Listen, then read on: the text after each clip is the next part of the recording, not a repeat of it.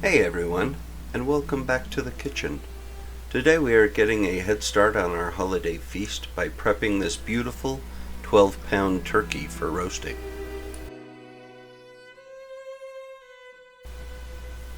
First things first, remove the turkey from its packaging. Make sure you check both the neck and main cavity for the giblets and the neck.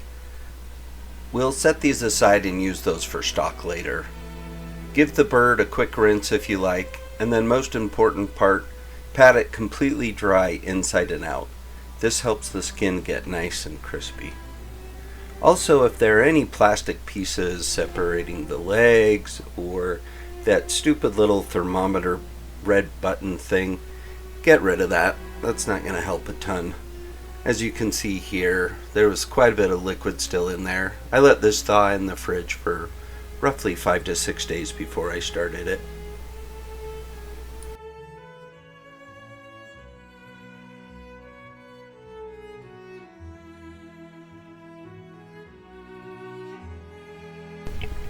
The other thing I like to do is remove the tail, and if there are any large bits of skin around the cavity or around the neck that I don't want to put in there, those can go in the stock pot as well. We'll make that into giblet gravy later.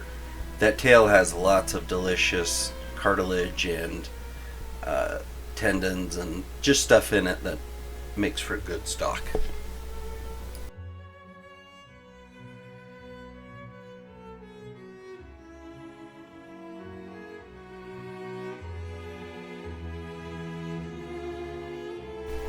The outside of the turkey is just as important as the inside.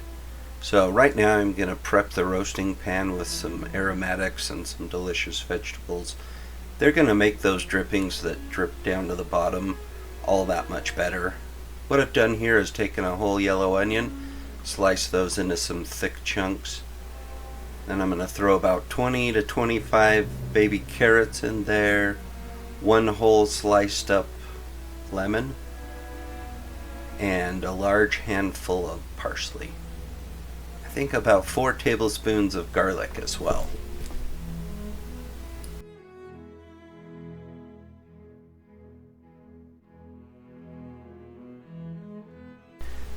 As the turkey roasts, these things will get hot, the drippings will fall onto them, they'll create more steam, those steams create more flavor, and that will ultimately lock in all that deliciousness.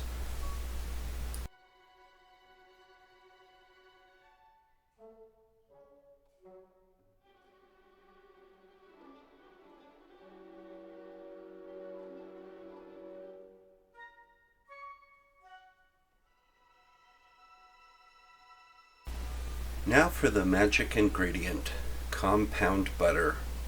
I have a short video on how I made this, which I've linked in the description. The goal here is moisture and flavor.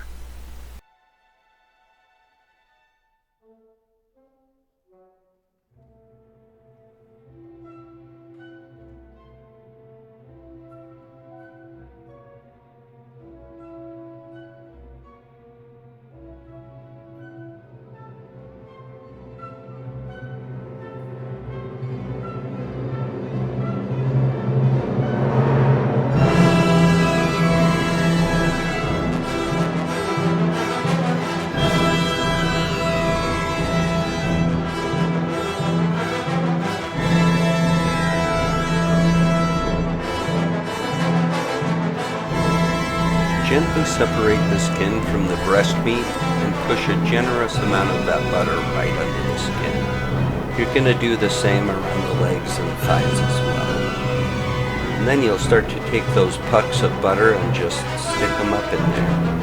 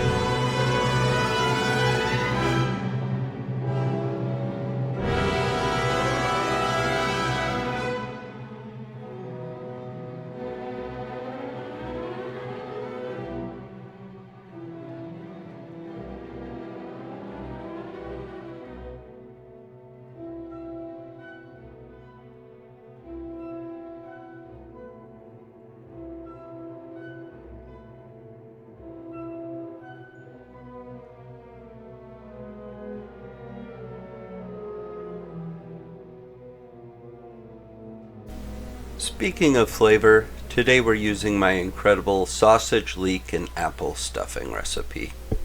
I'll be dropping a full video for this recipe soon, so subscribe not to miss it. It's important not to pack the stuffing in too tightly, as it needs a little room to expand and cook safely. We're using about 8 cups of stuffing here.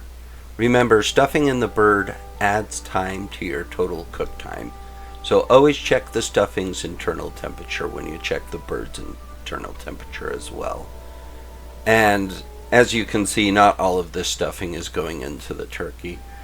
We just stuffed the turkey till it was nice and full, and then I missed this part in the video. For some reason it got cut out, but I built a little dam or wall of tin foil, added some more stuffing to that so that more stuffing would get the turkey drippings, and then I'm gonna go ahead and throw a little bit more of that leftover compound butter on top, some salt and pepper, and she's just about ready to go in the oven.